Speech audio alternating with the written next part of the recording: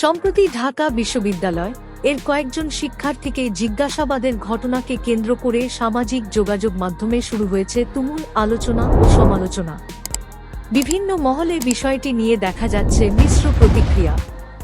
এই ঘটনার মধ্যেই নিজের অবস্থান স্পষ্ট করেছেন অভিনেত্রী শবনম ফারিয়া।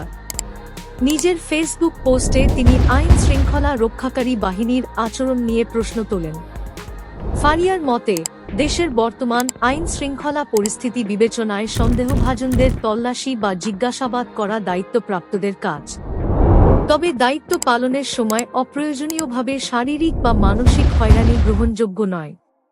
পোস্টে তিনি লেখেন, দেশের আইন শৃঙ্খলার যে অবস্থা, অবশ্যই সার্চ করবেন, জিজ্ঞাসাবাদ করবেন, এইটা আপনাদের কাজ, কিন্তু গায়ে হাত তুলবেন কেন?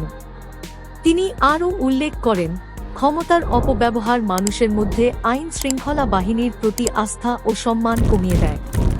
তার ভাষায়, এই যে শুধু ক্ষমতার অপব্যবহার করেন বলে আপনাদের ওপর মানুষের বিশ্বাস কিংবা সম্মান নষ্ট হয়ে যায়।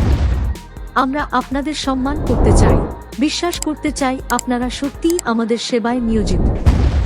সবশেষে ফারিয়া জানান, নাগরিকরা চান আইন শৃঙ্খলা পরিস্থিতি নিয়ন্ত্রণে থাকুক, তবে নিরাপত্তা দেওয়ার পাশাপাশি নাগরিকদের সম্মান ও মানবিক আচরণ নিশ্চিত করাও জরুরি।